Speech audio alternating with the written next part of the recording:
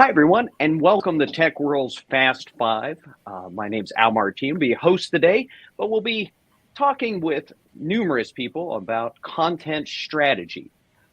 And basically, rather than just kind of talking about it in broad, sweeping terms, we're talking about how to get started with it at your company.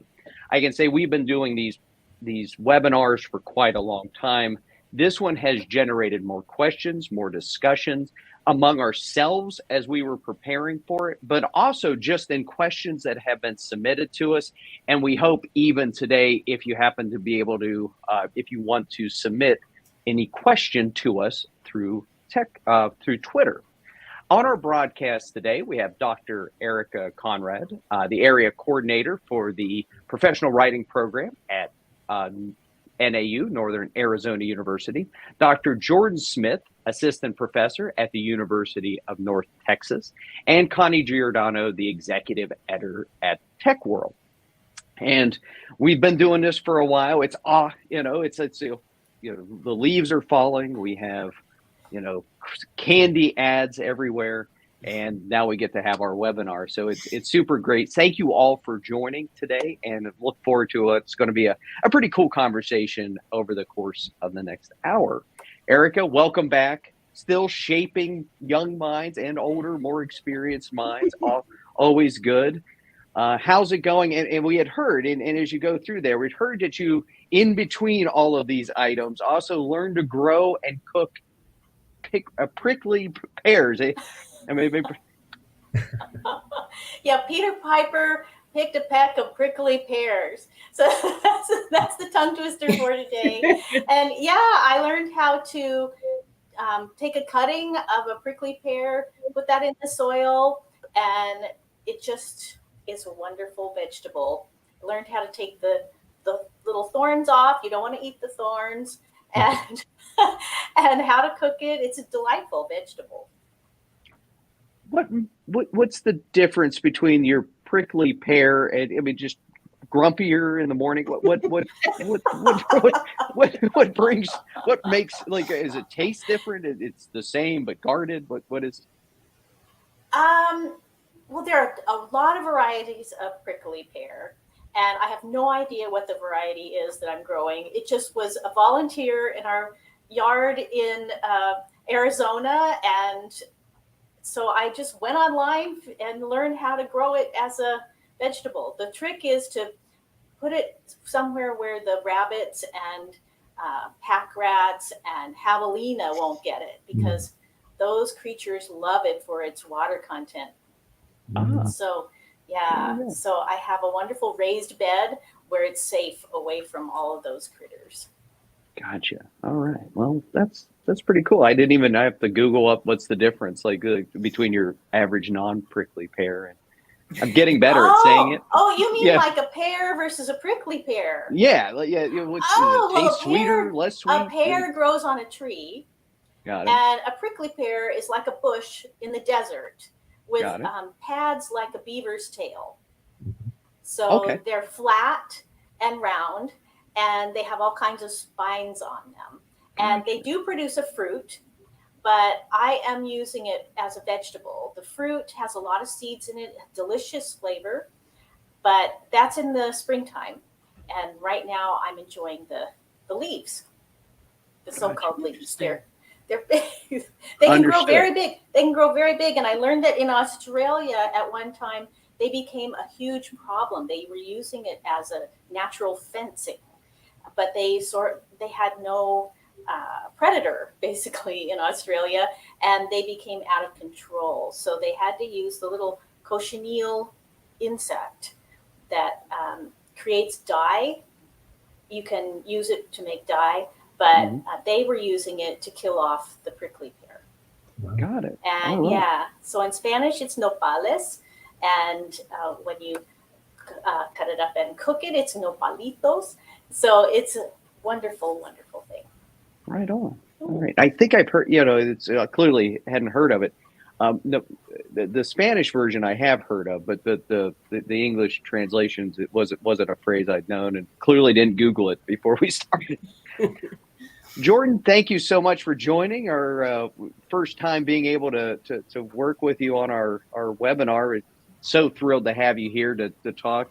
We know that, you were talking behind you before the call. You said spent a few weeks in Utah, and all I have here is worked out in the park. And I thought maybe you could elaborate a little bit on this. What type of workouts were there? Were they strenuous? Are they online? Yeah, it was fun. So we spent a chunk of time in Utah. It's nice when we live in Texas to get away from the extreme heat in the summer. And you mentioned, Al, that leaves are falling and things like that. That's not the case for me yet. It's still quite warm. Looking forward to when the leaves fall, though.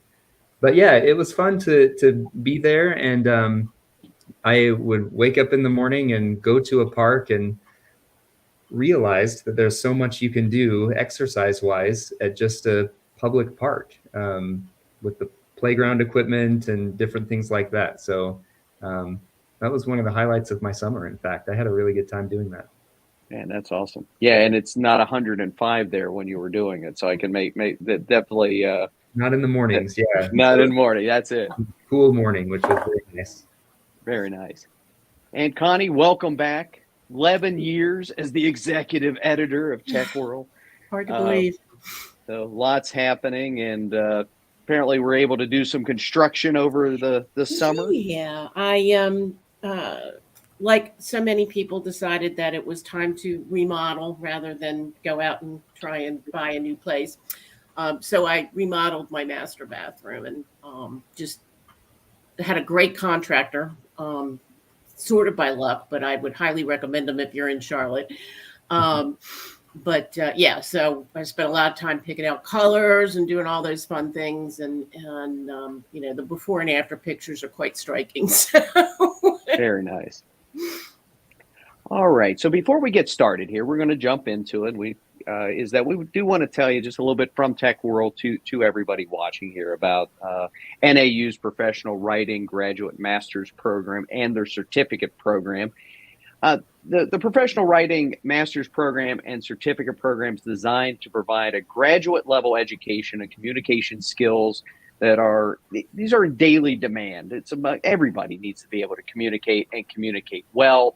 Engineers, scientists, finance experts, developers, you name it. If you really want to make some progress in your career, being able to communicate professionally and being able to do it in a very kind of deliberate and effective way is a must. This program helps you do that from business, industry, government, you name it. The hours taken to obtain the certificate, if you started there, could be used to fulfill the MA in English at NAU, as well as the professional writing emphasis and the Master's of Administration degree. That's also offered by the NAU Graduate College. Professional writing certificates offered completely online. So now if you want to come to Arizona, I'm sure there'd be a way to meet up face-to-face, but everybody is very much remote and working. They were doing this, and we were talking with these nice folks well before COVID, but they've even gotten better at it now that, we've figured out and working remotely there. They have been a longtime partner of TechWhirl's. We love them to death, and it, we're not saying go do it, but if you are interested, at least go take a look at it and consider it, and then you can click on the link there, send them a note, they'll get back to you. Or if you have questions, you can get into the comments on this channel or on our website, and we'll pass that information along to our friends, to Erika and the friends over at NAU, and definitely get you in contact. So, all right, without further ado, we have 5 big questions we want to ask. And to be quite honest, we got about 20 we have on our list, but we kind of feel like we'll probably get through about 5 today's conversation. So if you have questions, we had a few folks provide questions on the reminder that we offer. But if you do have a question and you would like to ask it during this part of the broadcast, use the Twitter hashtag. It's #TWFast and the numeral 5. We have it over. If you see my eyes going back and forth, I'll pull up Twitter here and be able to see if you ask that question. we'll wait till that question's answered, and we'll certainly get you even in real time here. So, Connie, would you like to lead off? Sure. So, it's always best to begin at the beginning, as the good Glenda, the good witch, always said. So let's go with a really basic. How would you define content strategy? And we'll start with Erika. Yeah, thanks, Connie. And I really want to thank Jordan for being here. I'd like to hear more about the University of North Texas as we go along. But I will address Connie's question. What is content strategy? And there are a bunch of different definitions. And if you're interested in exploring these more, what I did to find the answer was I went to digital.gov. So it's a government site about all things digital for government workers. So people who are writing for the government and doing digital communication of any kind for the government. It's a wonderful resource for everybody. They have basics of content strategy on their site. So I would highly recommend visiting there. And another site that I went to was braintraffic.com, which is a commercial enterprise, but it's led by one of the leaders of content strategy. So I would recommend going there if you're interested in learning more about what is content strategy and how do I do it. So basically, content strategy is a higher level thinking about content. So it's not, do I put a comma here? Do I put a semicolon? Do I capitalize this? Do I use green instead of red? So those things are part of content strategy. So style, creating a style guide to make all of your enterprise content look unified. That's part of content strategy. So content strategy is creating the right content in the right place at the right time for the right people. That's the brain traffic explanation. Digital.gov gets more into, well, what exactly does that look like? So it includes things like, what are the, hold on, I have to look at my answer. Okay, so it focuses on the planning, creation, delivery, and governance of content. So that's what content strategy is all about. And each of those things is huge. So planning, I mean, that is huge. We have to plan for creating content for the right people. Who are our readers? Who are the people who consume our content? What do they need? Perhaps some of the people who consume our content are in our organization. So it's not just the users out there, but it's also the users inside our organization who need content.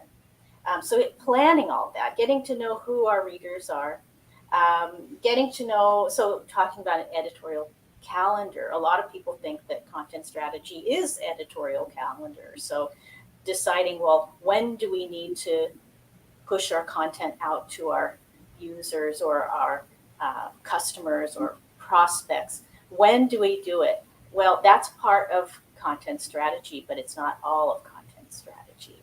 When content marketing became a big deal, we suddenly moved from a unified content strategy, which is all about both internal and external content, to just focusing on external content. So at one point in my content strategy class, history, I've been teaching this class for quite a number of years, and so has Jordan. At one point, when I asked them, my students, to go out on the web and to find information about content strategy, all they were finding was marketing content strategy. And it wasn't called marketing content strategy. It was just called content strategy. I'm like, that's part. Marketing is part of content strategy, but it's not all of it. So there's planning. So creation. Well, what do we create? How do we create it? Do we need to use XML? Do we need to use structured content? So making sure that we reuse content, that's part of content strategy. Delivery, how do we get it out there? Do we print it? believe it or not, people still use paper. I get it in the mail every day. That's part of content strategy, is deciding, well, in what media are we going to deliver this? And how are we going to do it? Is it going to be automatic? Are we going to decide, okay, on this date every year, we're going to send out this content? So Halloween is coming up. A lot of places have their Halloween content ready to go. So I got a flyer in the mail the other day that was actually not really a flyer. It was on thick paper, glossy, and it had a coupon on it, and it was Halloween themed. So this took a lot of planning to get this content to the right person, which is me, who really wants to use this coupon at the right time. And it because it's a fall theme, thinking about pumpkin, I really want to buy pumpkin. So thinking about these things is part of content strategy. And then governance of the content. So because we are in the digital age, we've got a lot of content out there, baby. I mean, we've got a lot of content, and it's piling up. And we've got a lot of content that we probably should change that every 10 years. It might not be relevant. It might have inaccuracies. Who's going to take care of that? Because when people go to your website and they see old content that isn't relevant or might not be accurate, it's kind of like, downer. But if they see that something is refreshed, has current information, that's okay. That's something that is going to be engaging for people. Mm-hmm. So, yeah, so it's big. Connie, I don't know. Can you add to this bigness? I really appreciate your insights. So tell us what you like to add. There was a couple of things that I would add to that. Depending on the size and the type of organization you work for, one of the other big components is, what are the channels to deliver the content? So kind of adding to that different definition, the right content to the right audience and the right channel is incredibly important. And that's where you start building on, ideas around content reuse and how that can actually be done in the real world.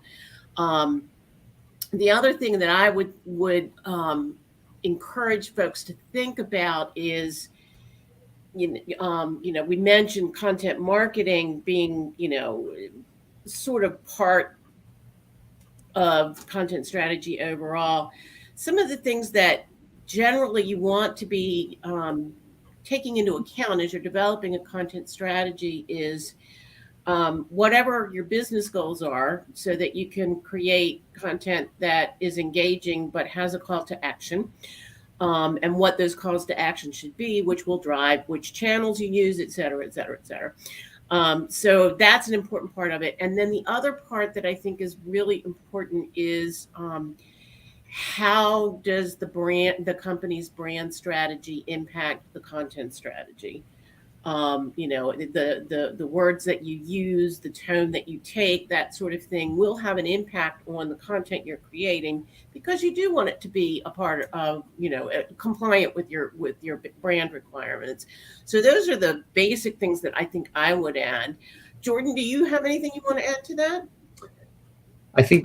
This has been a terrific definition. One of the things I think is interesting when we ask to define something like this, and we can talk about it at length, it signals to me that content strategy is a pretty new concept. And as a result, we're figuring out what exactly it means, not just the people in this room, but people as a whole.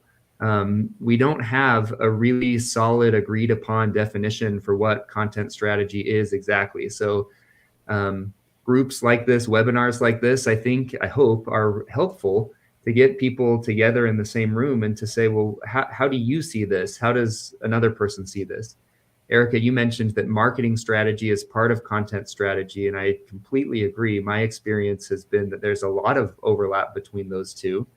But for some people, they may go to an organization where a content strategist is not really working much with a marketing team or things like that. So the only thing I'd add, I guess, is that people's mileage may vary when it comes to content strategy and the kinds of experiences they'll have working in this field. But I think the way that you both have defined it is fabulous. It does cover a lot of ground, and so I appreciate what you've said. Yeah, I would say it maps in the broadest way. I came from a marketing and more brand view, and that the strategy itself inevitably helps form the opinions and helps a company and those consumers and customers form an opinion of the company. And so inevitably that for me, brand is what your reputation is. You know, my brand is good, bad, indifferent. I could give you some examples. You'd immediately go, whoa, okay, not good, right? Or I could give you some great Mother Teresa, good brand, you know, Hitler, bad brand, right? And when in this particular situation, when we're trying to do all these things. Okay, so Jordan, I'm going to follow up with that. I was going to go, I almost went off script here, but I think this is a good lead in, which is that businesses have been operating successfully for ages without a content strategy. Mm-hmm. Where is that value? Mm-hmm. Where is it that, and talk us through where, if you're going to come in with a comprehensive content strategy, we're all in, sell me as the CFO that we're going to see a value on our return. And I know I just went to the heart of the matter, but you did. I'll try. I mean, I'm not a salesperson. That's why I went into academia, but I will do my best. I do think this is a good question. And especially here at UNT, I work in a department of technical communication. So it's unusual in the sense that a lot of tech comm professors, people majoring or emphasizing in technical communication, are usually in another department that's got other emphases in it. Here at UNT, it's just us. And so it's a nice thing to be able to think about what do each of these principles mean in terms of technical communicators. And it allows us to really focus our program on helping our majors get jobs. So I think all that is to say, this is a really important question. What value does this have for industry? And I want to reiterate something that Erika said earlier. It's almost cliche at this point, but we are living in a different world than we did a long time ago. And we have so much more content, the ability to produce so much more content, so much faster than really at any other time in the past. We have a lot more media. Connie mentioned content channels. We have a lot of different ways that we can produce and distribute content. So I think the value of content strategy to me is, number one, either companies are working with way more content than they can handle and need somebody or some group of people to come in to really manage that content, to develop the strategy that not only is talking about who's going to create certain pieces of content, but also how it's going to be managed and updated and governed and so on. The second point I would make is if there are companies out there that aren't dealing with a whole lot of content, I think they should be.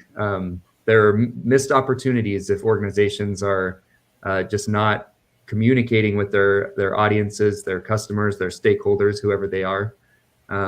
So and I doubt this would be the case, but if anybody is out there thinking we don't need a content strategist because we don't have a lot of content that we deal with, I think that's an inherent mistake in itself. Those companies have an opportunity to be creating more content that could be managed by a content strategist. How'd I do? Are you convinced? I am. You had me. It's great to tell you. It's right there. Erika, how about you? We disagree with him? We can do the point counterpoint. Was it or the old point counterpoints or additional? Yeah, I agree with you, Jordan, on so many of those points, and you inspired me to think about content types, and that content is not just print. It's not just words, it's also video. It's podcast. So your video instruction, your media, your podcast, your public speeches. Does somebody from your company go on the 6 o'clock news and say something? That's content.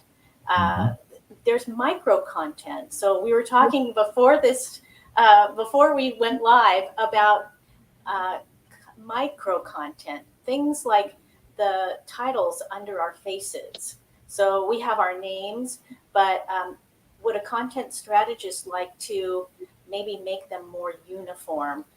So Al has his affiliation in parentheses, whereas Jordan and I have a comma between our names and our affiliations, and Connie doesn't have an affiliation. So a content strategist might say, well, this is content, and let's make it uniform.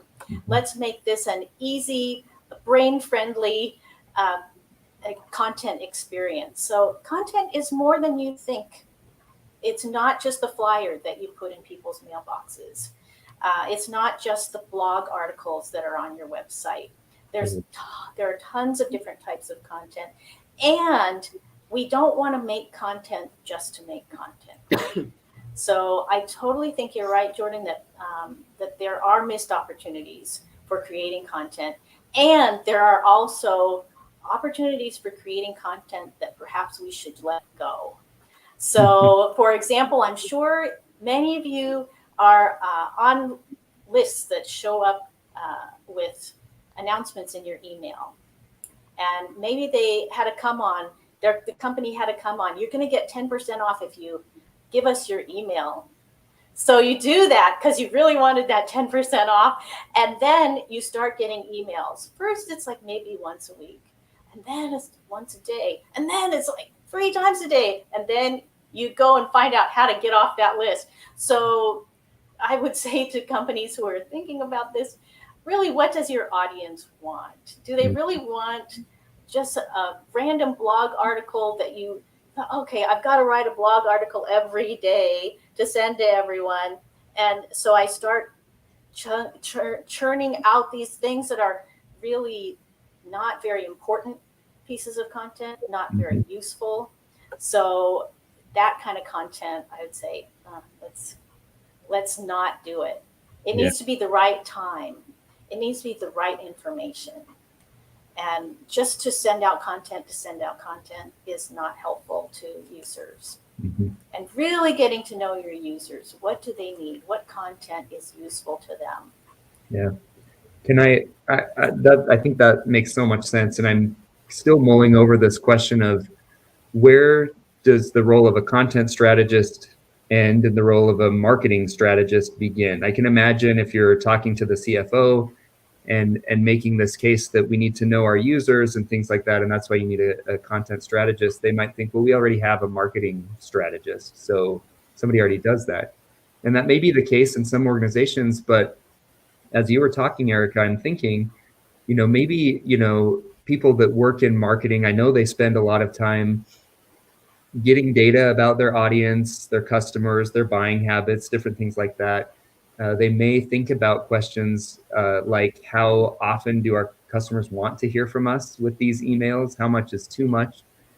A content strategist, though, wouldn't be obsolete in those cases where marketing strategists are highly involved. I can think, for example, if a marketing strategist is thinking about one end of this type of content, how frequently it should go out, there's so much need for a marketing strategist for a content strategist to step in and to keep that content cataloged so that it could be reused, it could be repurposed in different ways. Tasks like that generally, at least in my experience, have fallen outside of the scope of marketing and really could benefit an organization by, allowing them to be so much more efficient with their messaging. Not constantly creating new content every time there's a new marketing campaign, but having somebody that really manages and strategizes about this content, has it all in one place, and one person with some authority, some decision-making power that can manage that side of the content that's being produced as well. Yeah, and Jordan, You make me think I'd really like to hear from Connie at this point. Connie, are you thinking the same thing?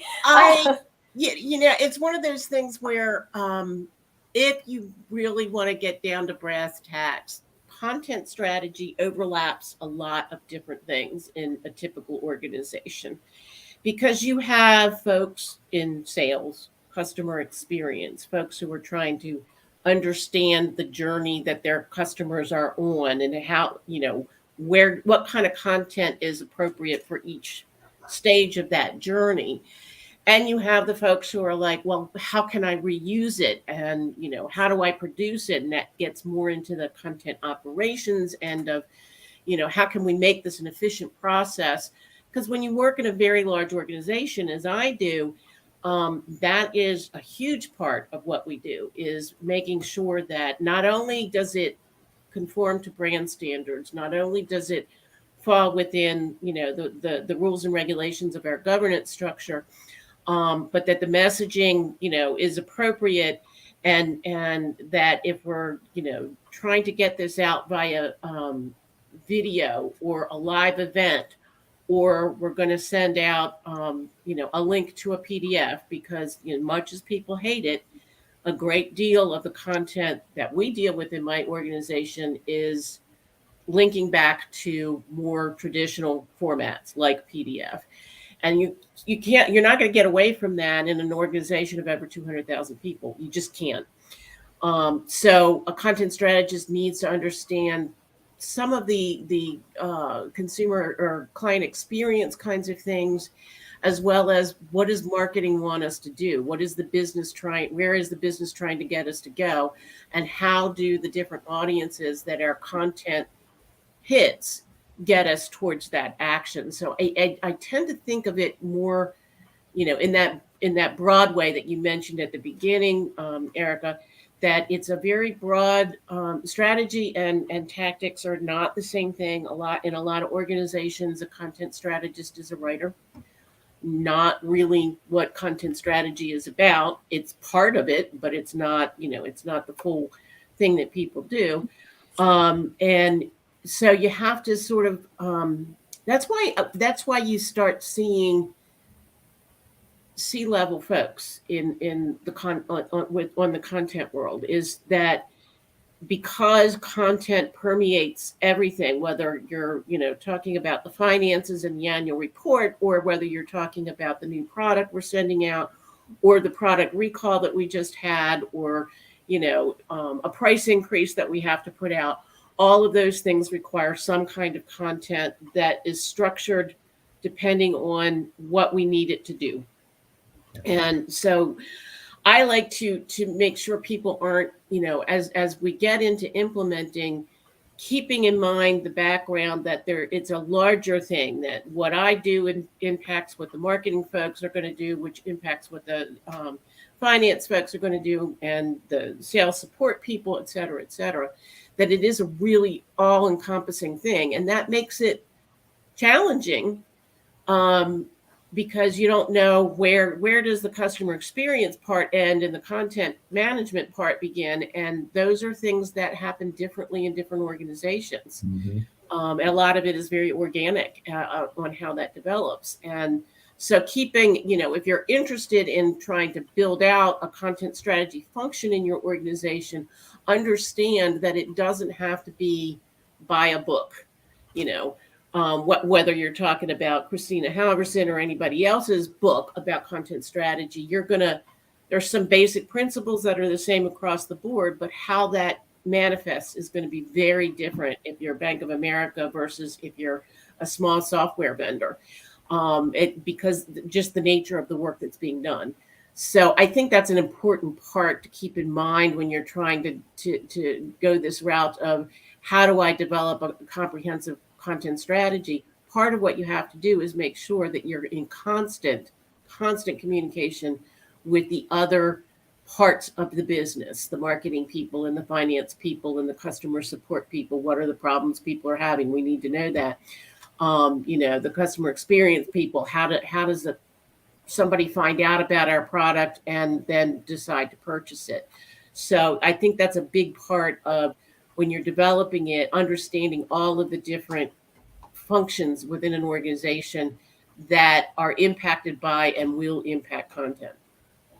All right. So let's go ahead and we're going to move on to our next question. We're timing wise, we've got about 25 minutes. Hard to believe time is moving on.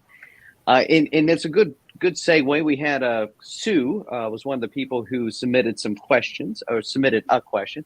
How do you create a comprehensive and cohesive content strategy and management program for non-content management users who are both content creators and seekers in your organizational structure?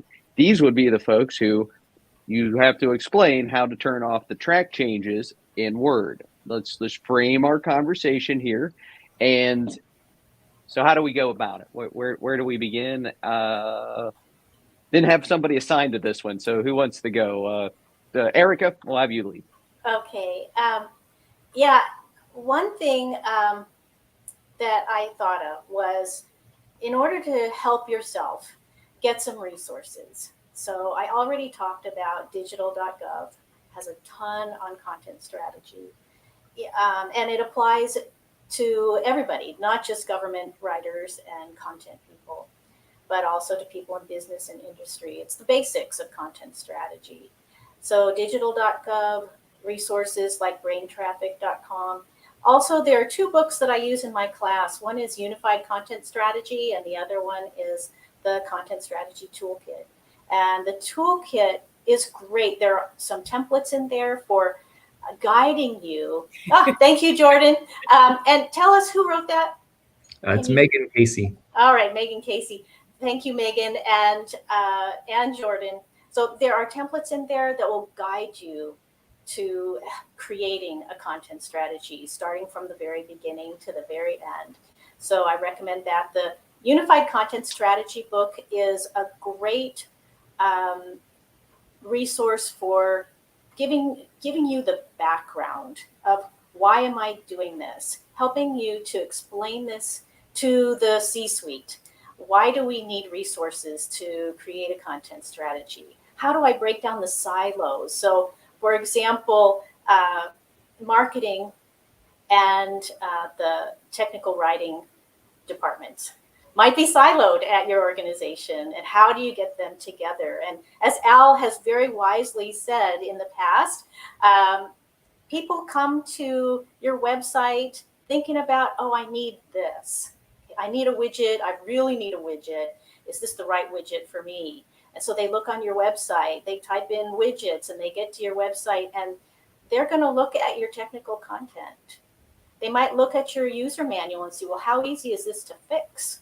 If my widget breaks, can I fix it myself, or do I have to send it to a different country to get it fixed?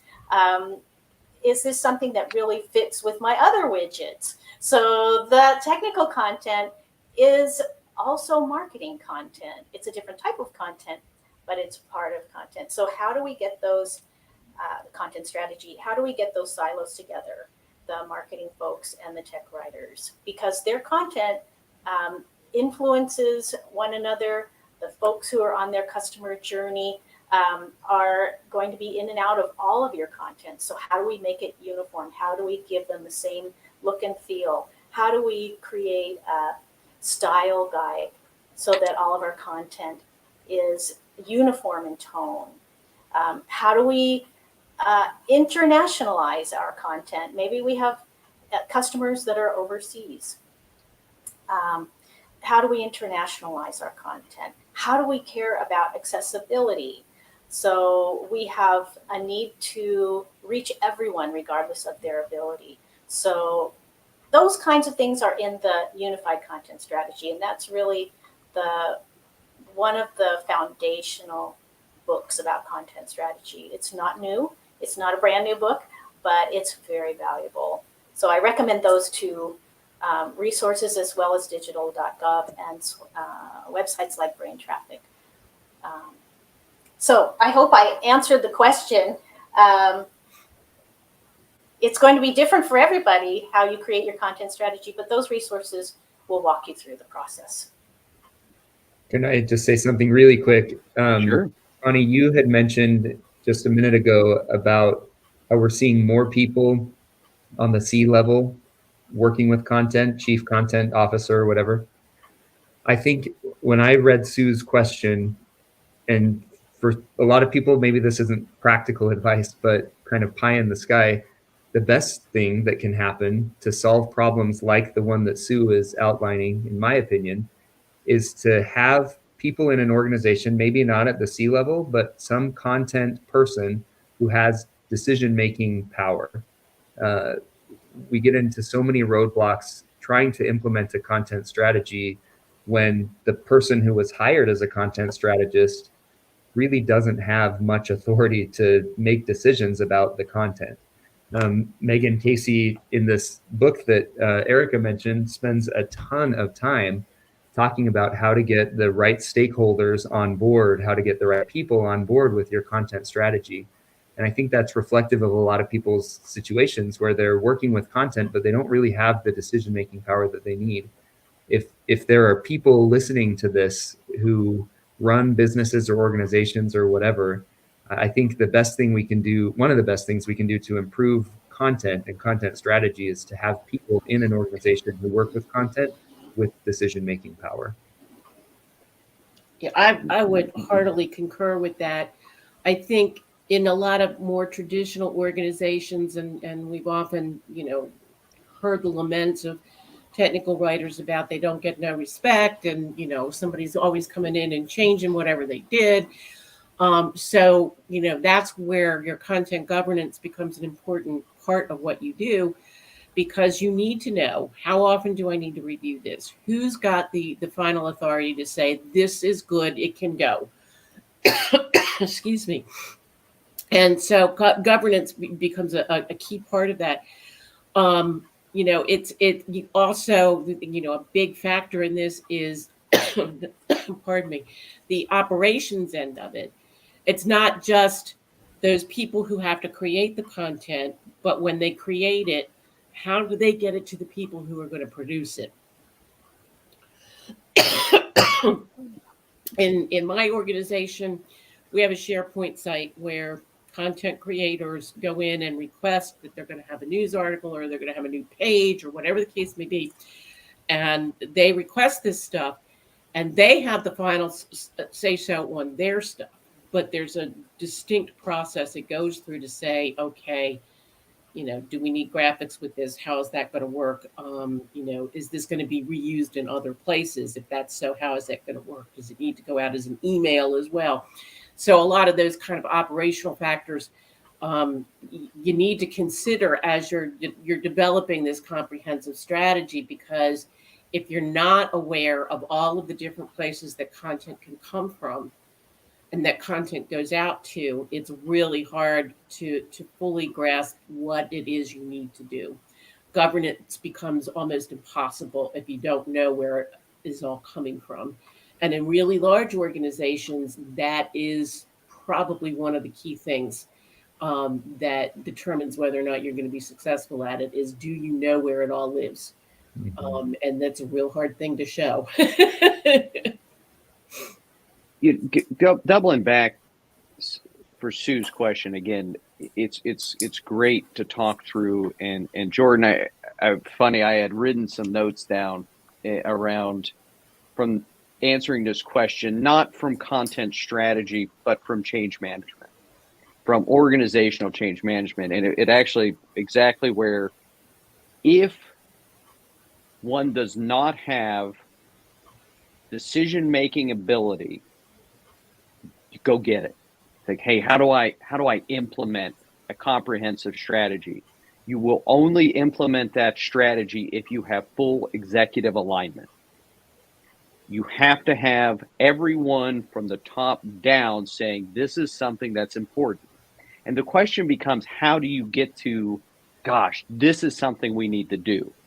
And that is making the case around content and a strategy for all of it. And it's often the easiest way to get there is to go find all the F-ups that your company has had around out-of-date information, complaints on Twitter, complaints on YouTube videos, go to your help desk and look at the folks who are complaining about not being able to get customer service, or why does this document disagree with what the customer service people are saying. You put something out on this, and look at all of the places where you have all of the different ways an organization communicates running into each other, and print it out. And if you can have a stack like this, well, sorry about that. But at the same point, that will build your case easier than all of the other items. By the way, careful with the cost savings. It's hard to quantify. It's a Deadpool argument. Even if it is true, it is very, very hard to make an argument saying, well, we now save time, even though you do. And an agility conversation is far easier. Hey, we released a new version of this. Now you no longer click here. Now you click over there. Or we got rid of something, and you can easily get all of that information placed where you want to from a single source of information. Agility and being able to continue to communicate accurately is important. But more importantly is all of the good stuff and all of the bad stuff will focus the mind, because maybe that executive has never looked at how many people are torching their software because it's not doing what it's supposed to do. So if you pull those things together, and the way to do it is find those issues and then make your case. From that, the point is that some of these folks are hired in sort of entry level or management level jobs where you got 5 layers up and you're trying to implement it. It's a tough row to hoe in being able to form something comprehensive, because this question is, you have all of these BAs that are creating information, and that information is maybe done in Word. It's over in a SharePoint site that's not mapped over to documentation. You can't find it because everybody has their own SharePoint site, and inevitably you have a mess. You're going to keep having a mess unless somebody comes in and from the top says, you know what, damn it, we need to do this because our company's going to sell more, it's going to save more, it's going to have a better reputation in the market. The only way that happens is to win those folks over, or pull together a really awesome resume and go find a company that's already doing it. You can't train stupid. And if you're trying to implement this, you can only try to win the argument so many times. I don't know, if you're working at home, it's 5 o'clock somewhere, it helps soothe the pain, or you find your way to another location. And again, this is more of the real world sort of stuff. And now that book sounds like it's hey, win the argument, right? And then once you've won it, now you're going to frame it out. You're going to do an audit. You're going to find all of the different channels. You're going to find some tool to put it all in. You're going to train people and you're going to deploy it. But if you can't win that early part, it just is what it is. So, we wish you luck. Let us know how it's going, because yeah, it's just one of those things. If you can't win it, you can yell at the clouds till you run out of breath, but you still may not be successful. All right, Connie, you want to slide to our next question? Yeah, so I had mentioned just sort of in passing in one of the other responses about content operations, which I have seen become a bigger part of the content conversations that are going on out there in the industry. And it's one of those things where I want to get a better feel for how other organizations make the distinction between content operations and content strategy. I know how we do it where I work. Understanding how that happens in other places is probably a really useful thing, because that way you don't get wrapped around the axle of, the press release has to look this way and the user manual has to look that way, but more around how do we do it from a larger perspective, and then who's taking the operations part of it and saying, let me get it out in people's hands. Jordan, you want to comment on that at all? Sure. Yeah. So, and I'll just speak from my experience. Before I went back to school, I worked for a few years as a copywriter / technical writer for a dental manufacturing company. And this was a global company with more than 1,000 employees, offices in Europe and South America and Asia. And as I look back, the more I learn about content strategy, the more I realized that there were probably more efficient ways that we could have done things.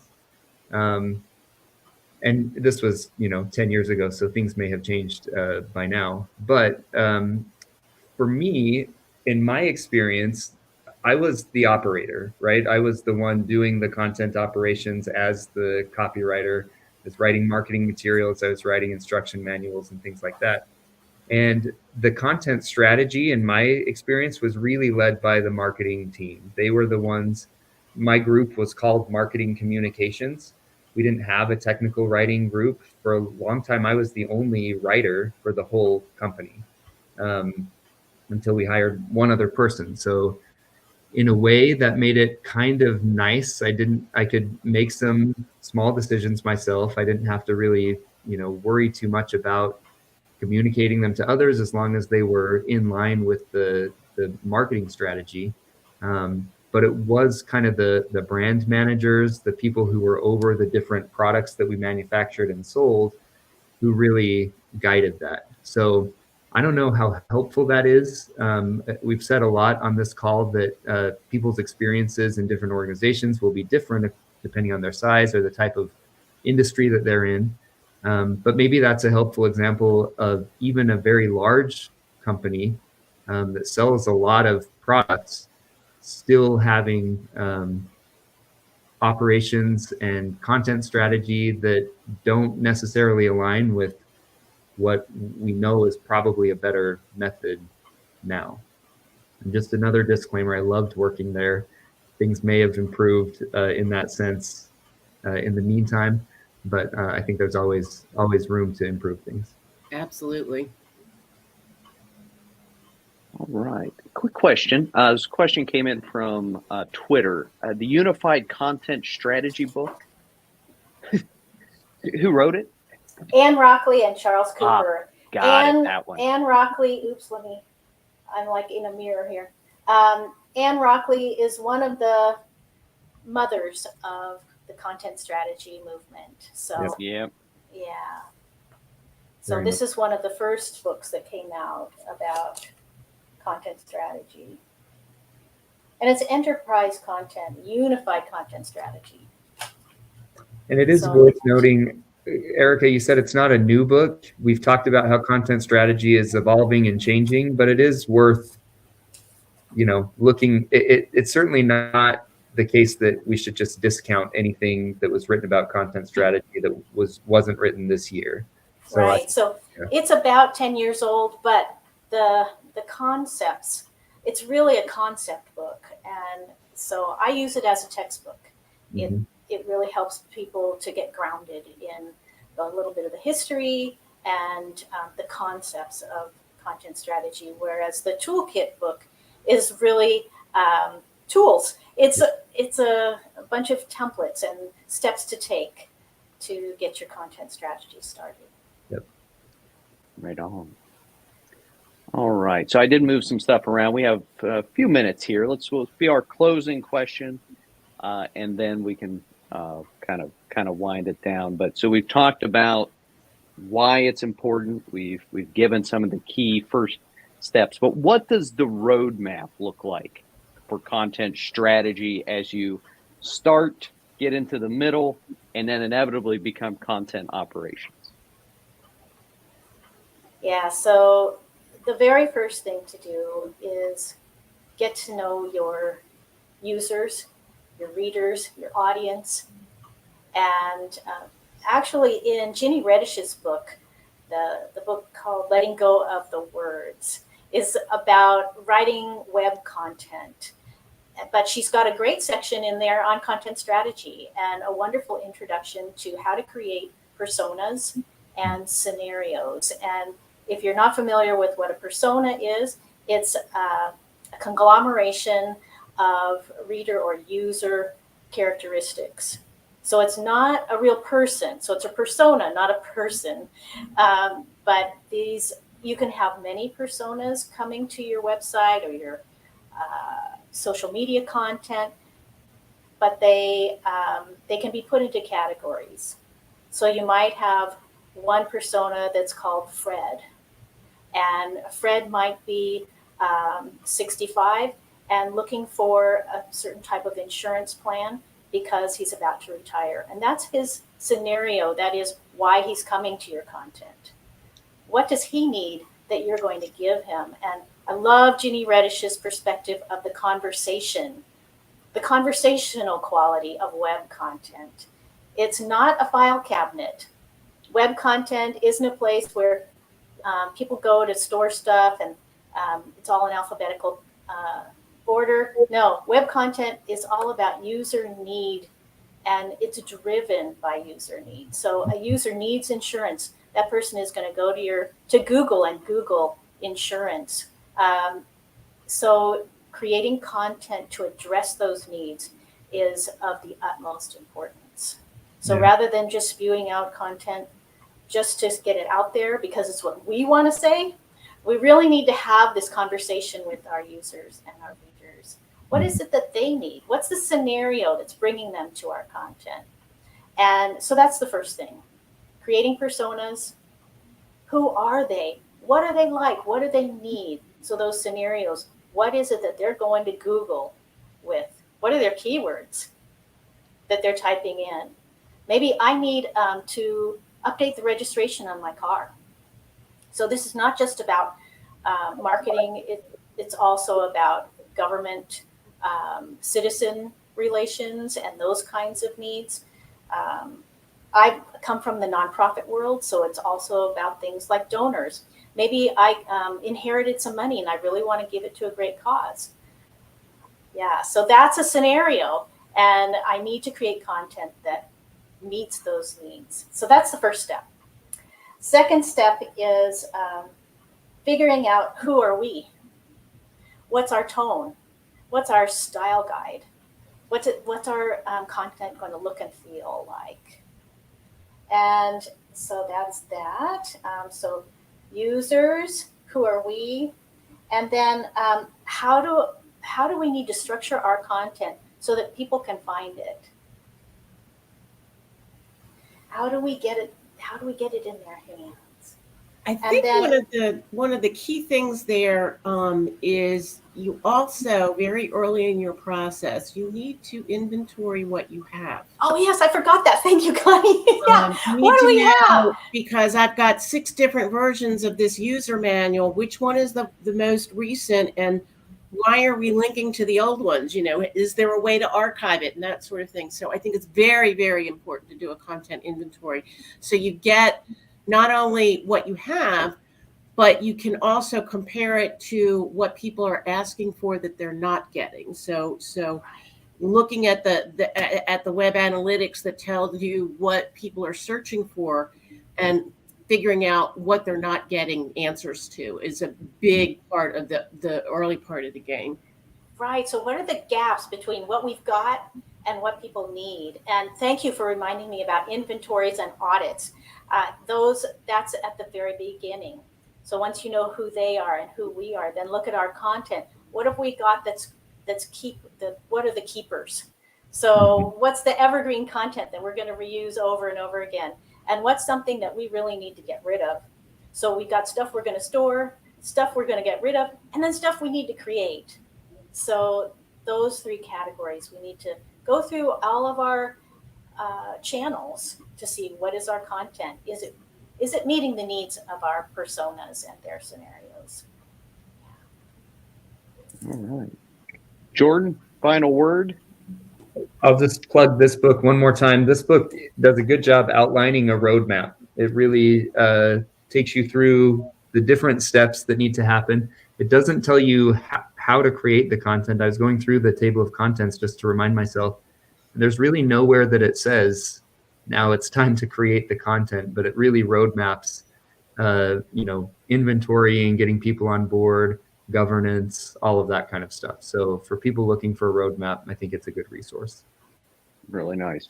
Very good. Yep. Win the argument in the beginning, so know you have the authority to implement. I would put that over there on that left side, and probably to steal a little Connie's thunder, given where she's at and what she was talking about, I would say the final step on that roadmap is if you are implementing it as a project, inevitably you have to move it over to business as usual, right? Not just the brand new shiny stuff, and that your books will have covered it, and the governance, but whatever those processes are that inevitably allow you to go back and refresh that content, know when it needs changed, knows when it needs to be sunset, right? And you finish it off on that content life cycle that we've all heard so much about. So, hey, thank you all for joining. This has been a very cool conversation. Sometimes we get to like 45 minutes and we're like, oh my gosh, how can we get here? I have a feeling if I wasn't watching the clock, we probably would have looked up and it would have been 2 hours of conversation. But Erika, Jordan, thank you for sharing your thoughts, the books. We have the comment section, the one that we said, be careful when we're not using our internal. Maybe if you want to put the books you were discussing, maybe the names of them into that comment, I think that would be really good, and everyone can see it there. And then Connie, thank you. Always a pleasure. Really great to see you. Glad you're back from Iowa. She had just come over to visit, so it's always good to be able to actually saw her in 3D for a while. But hey, we really appreciate everyone. Thank you so much for visiting. If you have some questions, we know that was one question submitted we didn't cover. We'll email you. If you have some questions, go ahead and post them into our hashtag. We'll forward those over to Erika and Jordan. Again, thank you so much. Keep in mind, if you are interested in, go take a look at the professional writing masters, the certificate from NAU, definitely click on that, take a look. And for everybody, including myself, thank you so much, and we hope you have a great day. Take care. Thank you.